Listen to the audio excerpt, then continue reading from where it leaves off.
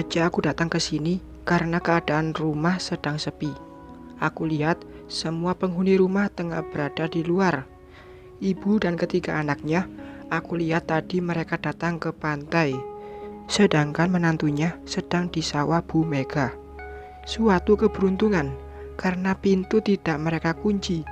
Pasti mereka lupa karena terburu-buru pergi setelah mendengar ada mayat di pantai. Mang, cepat ke sini, mumpung rumahnya sepi. Aku bicara pada sambungan telepon. Orang di seberang sana mengiyakan. Tidak lama kemudian, mobil truk datang. Mang Dery turun dari mobil setelah memarkirkan mobilnya. Ia tak datang sendiri, melainkan dengan kernet yang biasa menemani dia bekerja. "Kamu mau ambil apa lagi dari rumah ini, Rin?" tanya pria itu.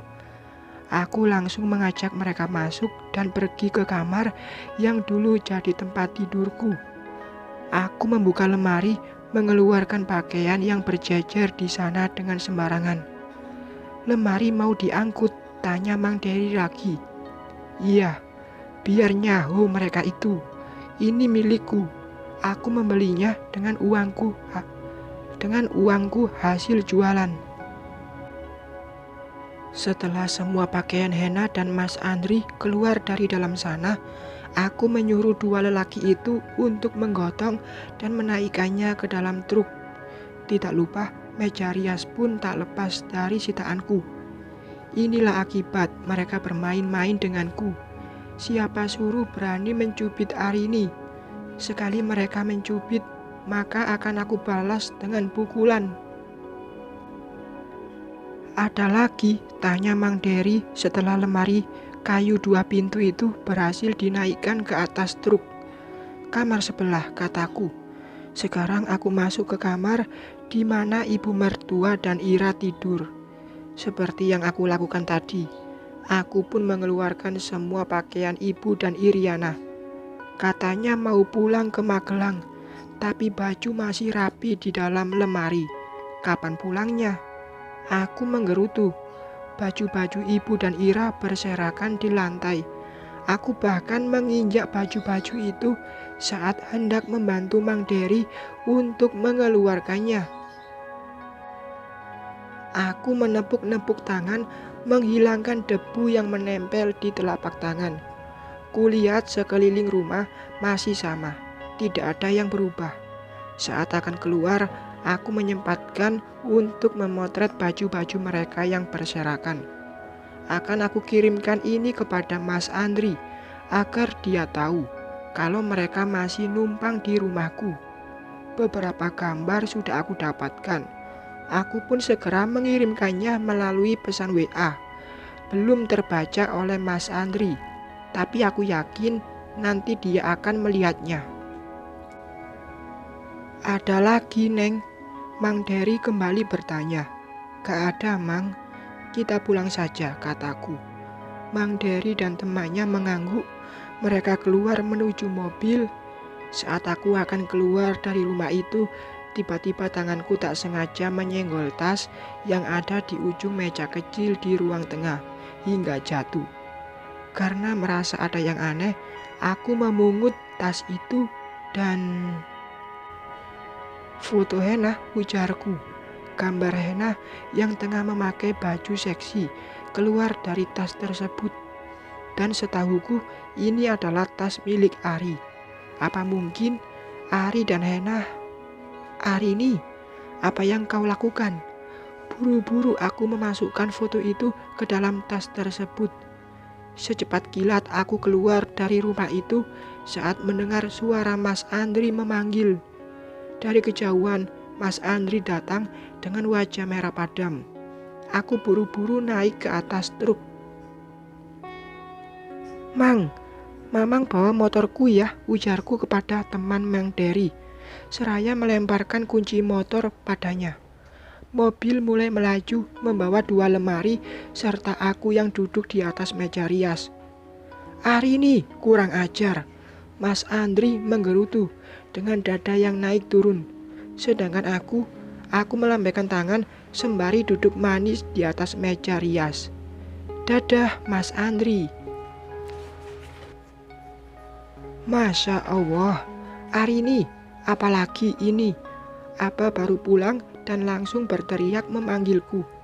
Pasti karena Abah melihat mobil yang terparkir di samping rumah. Abah, ih berisik, teriak-teriak. Gimana tidak teriak? Arini Nur Rahmadinah, itu di dalam mobil apa? Tanyanya, seraya menyimpan tas lempang di teras. Kemudian Abah berjalan pelan mengelilingi truk sambil berkaca pinggang. Kepalanya ia geleng-gelengkan. Itu namanya lemari, Bah, kataku seraya berjongkok, menopang dagu dengan kedua tangan. Tahu apa juga? Dari rumah kamu. Kapan diangkutnya? Tadi, setelah pulang dari rumah duka. Kenapa diambil? Tanya Abah lagi. Kali ini Abah duduk di sampingku. Kesel Arin sama Mas Andri. Sembarangan nyebarin fitnah. Makanya Arin memberikan dia pelajaran. Bodoh amat, dia mau marah-marah juga. Bagus juga sih, soalnya besok kita mulai eksekusi. Maksud Abah pun menceritakan jika temannya Yusuf sudah deal dengan harga tanah yang ditawarkan Abah. Ia setuju dan sudah pasti akan membeli tanahku. Besok Abah dan Yusuf akan melakukan transaksi sekaligus bertemu dengan orang yang akan membeli tanahku. Rasanya seperti dapat rezeki nomplok. Bukan karena akan punya uang, tapi aku akan melihat mereka terusir dari rumahku. Rasanya tidak sabar ingin segera hari esok. 2 hari sudah berlalu.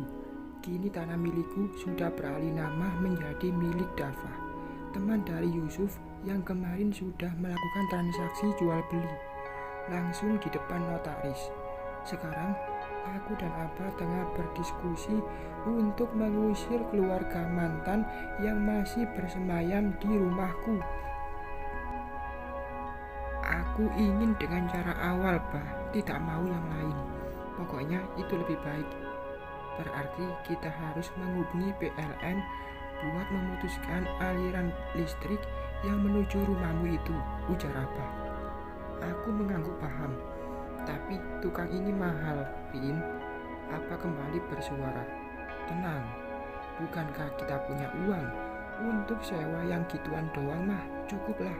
Malahan sisanya masih amat sangat banyak, ujarku meyakinkan. Abah menyeruput kopi di depannya. Kemudian ia kembali fokus pada gambar rumah yang sebentar lagi akan rata dengan tanah. Ya sudah, biar Abah urus. Tapi Abah dapat bagian dong dari pekerjaan Abah ini. Matanya menatapku penuh selidik. Dasar tua-tua mata duitan. Ada, Bah, tenang saja. Bayaran buat Abah spesial. Abah pun mengangguk senang. Setelah mempersiapkan segala sesuatunya, juga sudah menghubungi orang-orang yang akan membantuku dan Abah. Aku pun mulai bersiap untuk pergi ke TKP. Dari kejauhan, aku melihat keluarga itu tengah berada di dalam rumah. Siang yang cerah akan berubah mendung bagi benalu di dalam sana. Bersiaplah. 10 menit aku menunggu dengan bersembunyi. Kini Abah datang dengan diiringi suara riuh anak-anak yang mengekor di belakangnya.